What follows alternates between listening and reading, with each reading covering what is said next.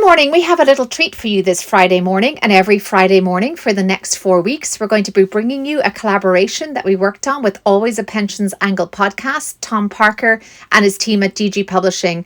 The first is a fascinating discussion with a lead member of one of the LGPS pools, where he talks about the challenges that come with growth, but also the massive opportunity to forge a new kind of client relationship. Enjoy.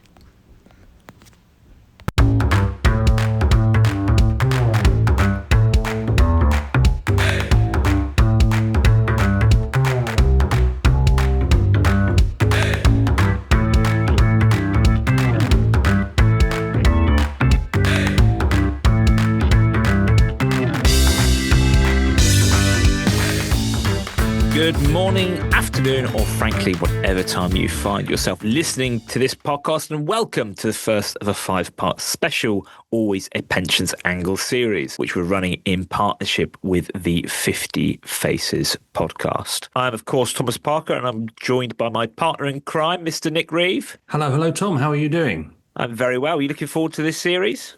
I am indeed, yes. So in this series, we're going to be hearing from 5 leading figures from across the LGPS ahead of what's going to be a radical shift for the sector. And indeed, it's a shift that's kind of already underway. Our quintessential quintet is going to give us a fabulous insight on the changes that are underway in various pools. And the first person is someone who's very familiar to a lot of LGPS listeners and a stalwart of DG Publishing events for many a year. So, Tom, unveil the first person. Of course, it's Mr. Trevor Castledine, who has recently taken on the role of Chief Client and Advisory Officer at LGPS Central. So he sat down, and indeed all of our quintessential quintet sat down with the wonderful Ethan Devitt, who is host of the 50 Faces podcast, at the recent LAPSIF February event. And she first asked him whether it was always the plan for him to move into the Chief Client and Advisory Officer role. So it wasn't the role that I was given when I was hired, right? I mean, the role that I was given was to improve our relationships with our partner funds, to help them have a stronger voice within the organisation, to shape our product set so that they would want to pool more. I mean, ultimately, pooling until recently was sort of quasi-voluntary, I would say. Things were moving at a certain pace, but the idea was to try and strengthen those relationships. Now, I had part of my strategy to do that was to seek to move into a sort of a more advisory relationship role. But that was going to be something that was going to take a long time, I think, to get people to trust us and to choose to use us when they didn't have to. And now, of course, you and all the other pools are building similar functions. This has come from the regulatory impetus. What are the steps you're taking, and what's at the forefront of your mind when you think about what this advisory role has to look like? Yeah, so, I mean, I think the first thing that we did, we were quite lucky to have already on staff a number of people who had been consultants, investment consultants. I had, but not in the traditional sense, because B Finance, where I had worked before, was more of a manager search and selection. But Cara, our head of client relationships, is an actuary, former Mercer consultant. Jane, who's joined us as a CIO, is a former consultant as well. So, I think we were, and Louis Paul Hill, who joined us from Aon. So I think we had a view that if we were going to do something that clients really wanted to use, rather than something that was enforced upon them, we would need to build something that was like a replacement for the advice that they've currently got. And so we sort of broke down what are the components of that. And obviously, there's the technical expertise and the access to the tools that you need to give good strategic asset allocation advice. But then there's also a closeness of relationship and trust that needs to be built. And you can't just say, okay, you've got to take advice from us, therefore you must trust us. We recognize that that's a long journey. And so having decided that that was what our goal was, I think we then worked backwards to figure out how we needed to resource that, what the appropriate ratio of consultants to clients was, how much time they would need, how much coverage they would need, what the relationship would need to look like. And once we'd figured that out, we went about hiring people because ultimately relationship building takes time. And the one thing we didn't have the great gift of was time. And so I think we thought that the best thing to do was to get the people in who were going to lead this on a client-facing basis so they could start building those relationships straight away, even before that advice needed to be taken, needed to be given, because ultimately there's a long journey to sort of bring the assets on board.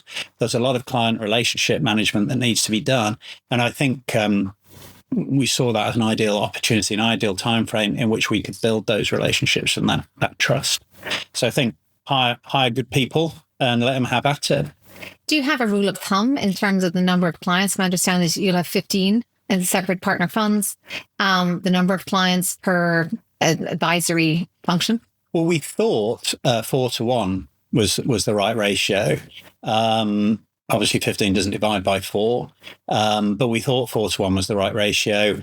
So we're seeking to build a team that's got 4 client directors. So that's sort of the lead client manager from an advisory perspective. So that was what we thought. If that turns out that we're under resourced or over resourced, we'll have to make adjustments. We're working with 3 at the moment. It's quite an intensive period of time. So each client director's got 5. I think that is stretching for them. We're running at a slightly different pace to like BAU, but when will BAU happen? Maybe 2 or 3 years' time. And my understanding of the advisory function is that it is really, to an extent, thinking like an owner. So you're putting yourself in those administering authorities' shoes, thinking like them in terms of perhaps their mission, their purpose, their responsible investment policy, their cash flow needs, their maturity as a fund. How do you instill that across the different members of your team? Yes. I mean, that's absolutely right. And I mean, I think that how I've set out the vision for our team, and indeed how we've set ourselves up organizationally, and I've said this since day one, so even before we had to become the advisory team, is that my team needs to be the voice of the client internally. Now, organizationally, we're set up that the advisory team is down through a different reporting line than the investment team. So, I mean, that was in part to address concerns about conflict of interest, which I don't necessarily think the risk of conflict of interest is as big as some people were trying to throw around. But at the same time, I agree that it's not zero. So our job is to be the voice of the client internally with our investment team. And that includes a process that we're going through at the moment, which is the future state product design. We know that we've got to have investment offerings for each of those 9 asset classes. We know that those investment offerings are going to be made of subcomponents. And then not all partner funds will want every subcomponent. But we need to make sure that our partner funds' voices are heard in terms of designing those components.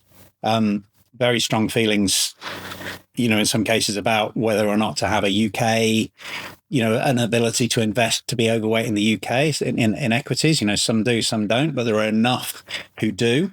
It might not be part of our model portfolio to have an overweight to the UK, but if enough people want to be overweight, we need to make that voice heard, and we need to make sure we offer that component. Similarly, with responsible investment, I think we have great integration of responsible investment into, as a baseline across everything we do.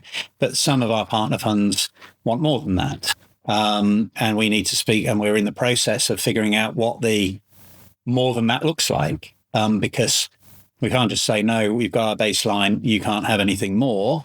But at the same time, we can't say to 8 different partner funds with 8 different sets of, requirements, yes, you can all have your individual one, because that risks reintroducing the fragmentation that has led the government to come along and hit people with a stick, right? So we need to tread a fine line and bring people on the journey to, okay, well, maybe it doesn't need to be a compromise in the end, but what is the solution that meets 90% of everybody's needs and gets us to this RI plus answer as well as our baseline? I think. So those are just 2 examples.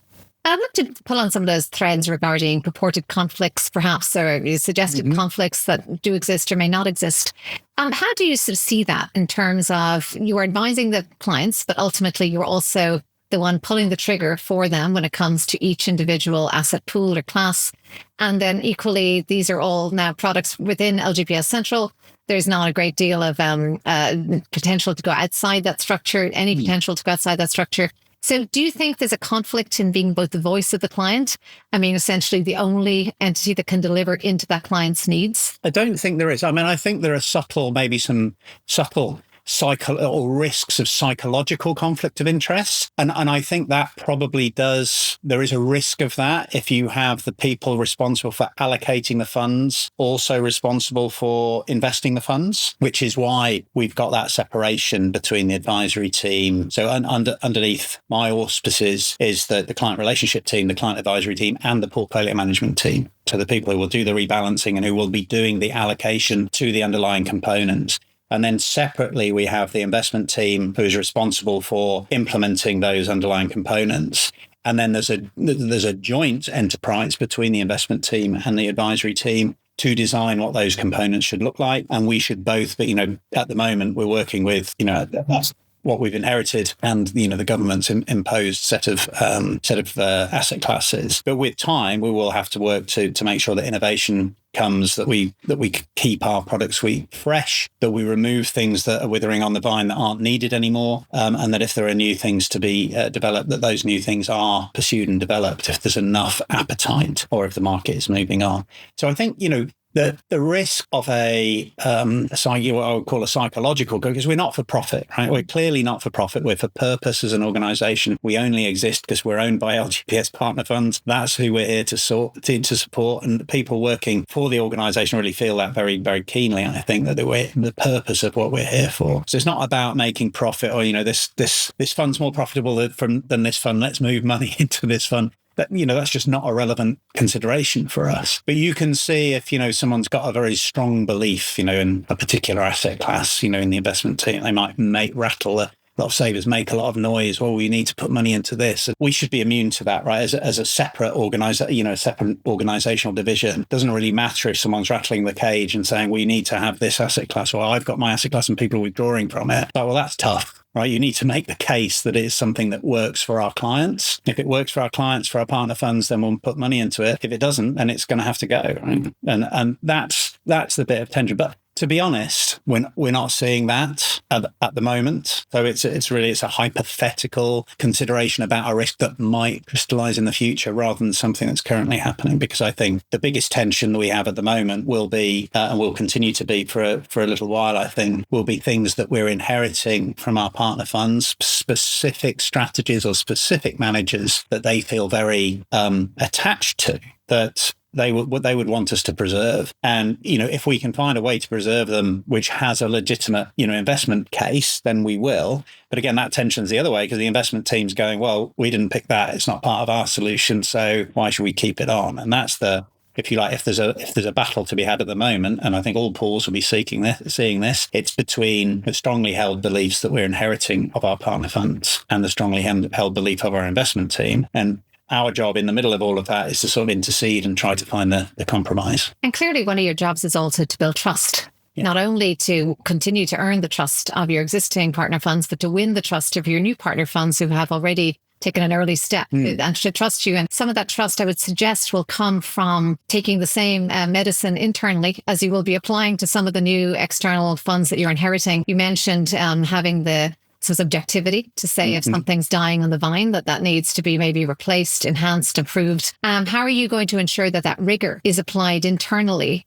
when in the past that might have come from external advisors, such as consultants, many of whom are essentially being written out of the current equation? Do you see a role for external advisors going forward? And how do you ensure that you apply the rigor they would apply to you, to yourselves? So, well, let's unpack that, because there are a lot of questions, a lot of complexity there. I think, we need to be consistent, right? Firstly, there needs to be one rule for us and one rule for them, and it's the same rule, right? So we need to apply that consistently. We need to communicate really, really rigorously. I mean, at the moment, we're having a weekly one-to-one with every partner fund. So my team is having 15 one-to-ones with partner funds. We're making sure we communicate. We're also having group one-to-ones. So we're communicating things to people as a group, answering their questions individually, trying to make individual plans for them in terms of transition, in terms of product.